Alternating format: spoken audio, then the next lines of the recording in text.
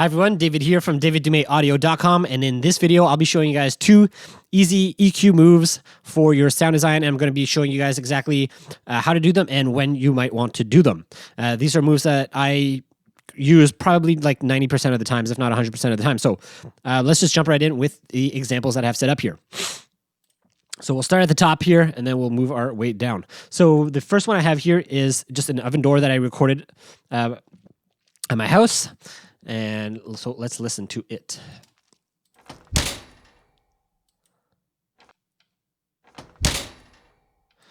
So if you listen to that, it might sound okay. You might be able to use it just as is. If you're layering it as an impact, what you might notice is there might be a low end that you might not want in there. So if, for example, the first EQ move that I always do is I'll be asking myself, is there too much low end or too much high end? And I usually focus on the low end first. So how does the low end sound for what I'm trying to get here? So for this, I could probably leave it as is, but if I wanted to layer it, I'd probably remove the low end because this is not a low end heavy sound. So I would probably want some other sound to fill up the low end. So what I would do here is a shelf. So what I'm going to do is I'm just going to do a little shelf like this, and this is the first move. Right, and that could do it. Again, this depends on what you're doing. I'm just showing this move because if I was going to layer it, this would probably not be my bass layer. It just doesn't sound bassy enough. Okay, so this is the first thing I do. I ask myself, how does the low end sound? How does it feel? And how is it going to, is it working how I want it to in terms of the overall sound that I'm trying to create? All right, so low end is what I focus on first. And I usually cut, and again, with a shelf like I showed. So let's do another one here. Let's listen to this one. All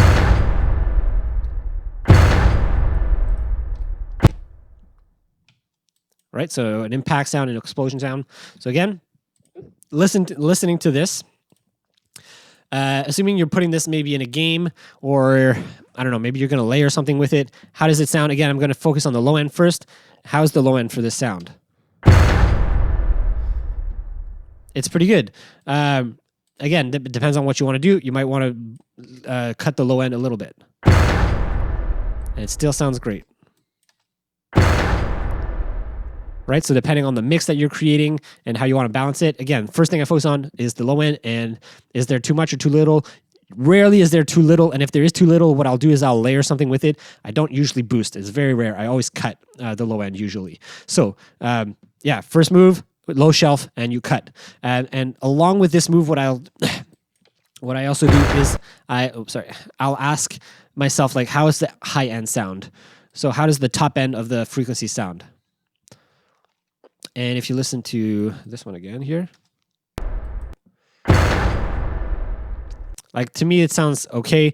If it was too much high end, which I'll show you guys here, you'll see it sounds very bright, and it'll sound really like it's really close to you. So let's listen to this example here. Let's hear.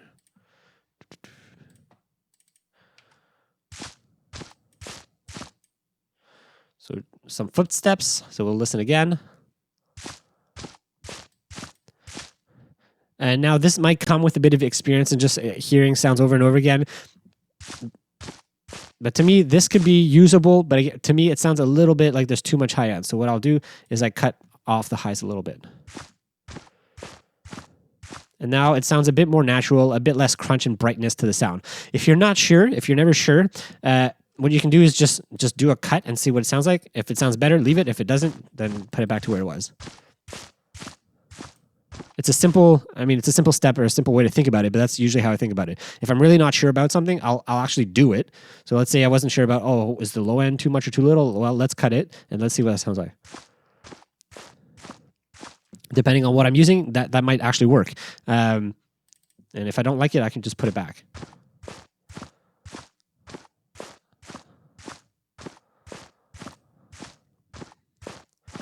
Right, so this is the top end and low end. This is what I focus on for my sound. And I just use a shelf, and I usually cut. I rarely will boost, because if you boost, your sound gets really bright. As you can see here, it gets way too bright, too crunchy, and it sounds like the source is way too close to you. So I rarely boost, but I will. Again, if I boost the top end here, is because I want a sound to feel closer to the listener. So that's when I boost the top end. But usually, again, I'll just cut. Same thing with the low end. Usually, just cut. All right, let's go to our last example, and this is going to be the second move. So the first move, I basically combined them together. It was basically doing a frequency cut at the base and a frequency cut at the top end of the frequency spectrum. Now let's listen to this sound effect here. This is a monster sound or a creature sound. Right, and again, by itself, it might sound okay. Again, depending on the context and if you're going to layer other things with this, it might be okay. But let's see if we can make it a little bit better. So let's do like what we said before. Let's listen to the low end. Let's see if we can cut it if I think it sounds better. I think it's fine. It could work. Probably could do either way, but let's do that. And now the next type of move that I like to do, so first we look at the low end, top end. I think top end's fine. I'm not going to touch it. The next type of move I like to do is basically a band sweep and see if there's any frequencies that really stick out. So the way you do this is you just take any band and it's just a curve like this, and then I'm just going to sweep through and see if anything really sticks out and sounds distorted or just doesn't sound good.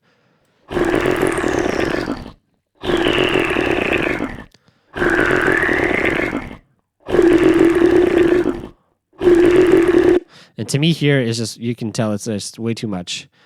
And I should say, like, this comes with practice and experience. Just doing this over and over again. Like, I used to not be able to tell, like, oh, does that sound distorted to me or not? Does that sound weird or not? So it does take a bit of time, a bit of practice. And but as you do, you get more used to knowing exactly what you're listening for. And if I was going to describe what I'm listening for here, yeah, like I said, it sounds a bit distorted. A bit distorted and too prevalent. That frequency is too prevalent, is how I would say. So let's see what it sounds like now with it a bit cut. And usually I do about 3 dB or 3 to 6 dB cut. No more than that for sure. And again, the way you compare, you can turn it on and off just to see if there's a difference. So let's see with it off. And with it on.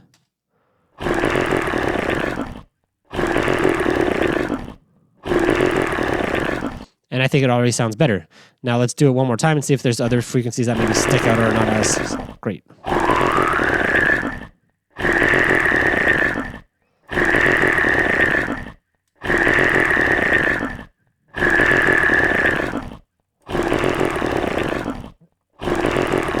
Again, let's bypass.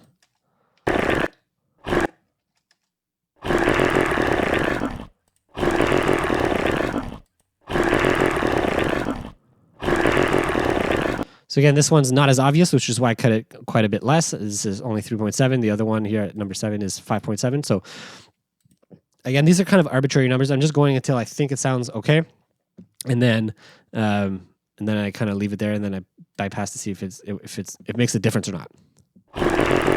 And if I look here, this is the one I had before. I had boosted the bass a little because I thought maybe it could use a bit more. But again, you see the exact same thing here. I see a cut here at 366, and then another cut here at 1682. And if I look back here, cut at 1731, so pretty close, and yeah, 348, which is also pretty close. So they're all in the same kind of range, same zone. So again, here I decided to cut the bass because I thought maybe there was a bit too much. And the other one here, I boosted a little tiny bit because I thought maybe I wanted to feel like the monster was a bit more threatening or menacing because it's a monster. I want a bit more bassiness to the sound. So again, it depends on the context and what you're trying to achieve with the sound. But those are the two basic EQ moves, right, for sound design.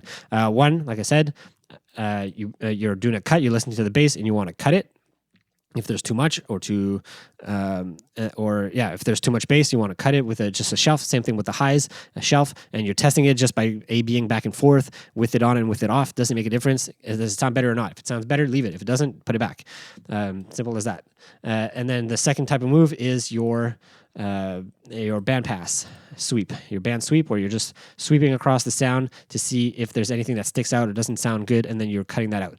And I should also say, generally speaking, you'll be able to see frequencies that stick out. So if I take off number 7 here, you can see here that at around whatever it is, 350 or something, there's frequencies here that stick out apart from the rest. Like you can tell they're just sticking out. Like, yes, the frequencies are not even anywhere, but you can tell here they're just lifting up a little bit more than the rest. So if you look, right, they're just a bit higher than the rest. Again, it's not very much, which is why I'm not cutting very much and I'm doing much with it. But just that is enough to maybe let me think or know or to just at least look to see if it makes a difference if I cut that frequencies and if I think it sounds better.